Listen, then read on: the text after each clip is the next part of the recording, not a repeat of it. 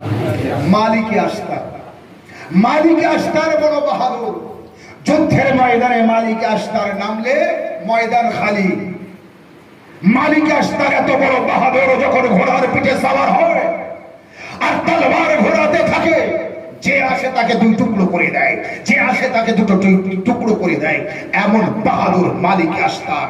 বাবা, আলী যদি এমন হয় তো আলীর মান্যওয়ালা মালিকে আস্তার কেমন হয়, আমরা কেমন হতে পারি? মালিকে আস্তার রাস্তা দিয়ে যাচ্ছে, এক ব্যক্তি চেনে না মালিকে আস্তারকে। সে মালিকে আস্তারকে দিকে ঠাট্টা করলো, আর একটি মাটির ঢিল, যাকে বলি আমরা, মাটির দলাকে তুলে মালিকে আস্তারের দিকে ছুঁড়ে মারলো ঠাট্টার ছলনায়, যেমন পাগলকে দেখে ঠাট্টা করা হয়। আচ্ছা, মালিকে আস্তার হেঁটে যাচ্ছে, একটা সাধারণ মানুষ যুদ্ধের ময়দানে যখন যায়, যুদ্ধের ময়দানে যখন থাকে, তলোয়ার যখন হাতে থাকে, ইসলামের শত্রুদের সাথে মোকাবেলা যখন করে, তখন বাহাদুর হয়ে মোকাবেলা করতে হয়। কিন্তু যখন রাস্তায় হেঁটে যাচ্ছে, এখন তো বাহাদুরি দেখালে হবে না। এইটা মাওলা চাহেনেওয়ালা, বাহাদুরি দেখাতে হবে তো ময়দানে, গ্রামে না। বাহাদুরি দেখাতে হবে তো ময়দানে, রাস্তায় না। বাহাদুরি দেখাতে হবে তো যুদ্ধে, পাড়ার মধ্যে না।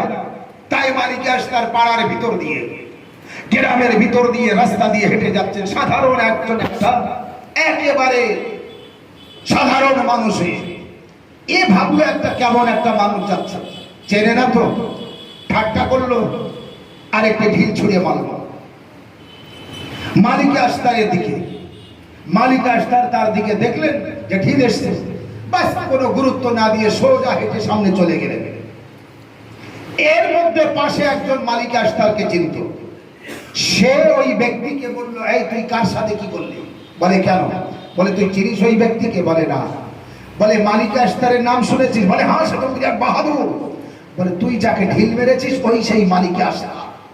এ যে চেয়ারে বসেছিল ওখান থেকে একেবারে লাফ দিয়ে জমিনে পড়লো, সোজা মালিকে আস্তারের কাছে যাচ্ছে ক্ষমা চাইতে। কিন্তু তার মধ্যে মালিকে আস্তার সোজা হেঁটে সামনে চলে গিয়েছে। ইয়ে পিছন পিছন চেয়ে দেখে, আর তারাও পিছন পিছন আসছে, কি হয় দেখি। চেয়ে দেখে তার মধ্যে মালিকে আস্তার মসজিদে প্রবেশ করলো। মসজিদে প্রবেশ করার পরে দুটো হাত তুলে ফরিয়াদ করছে।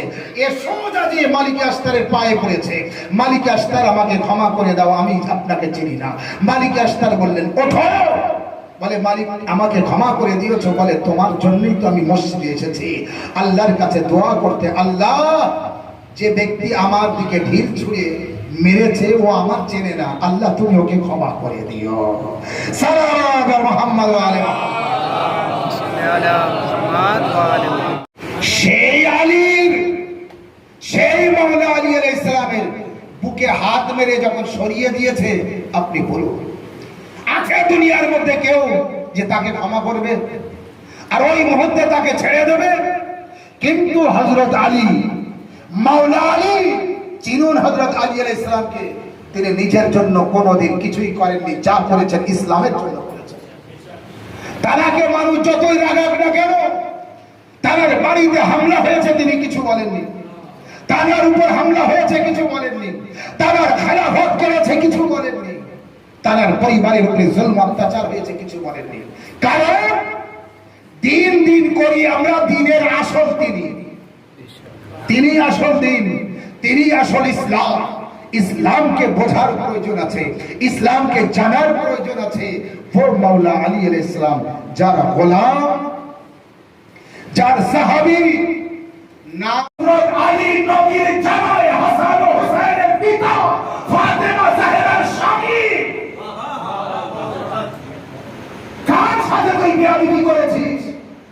সাথে সাথে সেই ব্যক্তি মাওলা আলী আলাইহিস সালামের কাছে পায় করেছে, মাওলা আমাকে ক্ষমা করে দেন। মাওলা আলী আলাইহিস সালাম বললেন, ওঠো, তোমার ক্ষমা আমি করে দিয়েছি। তবে হ্যাঁ, আমার মনের কথা, তুমি তখনই ক্ষমা পাবে যখন আল্লাহ তোমাকে তখন মাফ করে দেবে, যখন তুমি যে ব্যবহার আমার সাথে করেছো আর এই বাচ্চার সাথে করেছো, ওই ব্যবহার কোনোদিন আর কারোর সাথে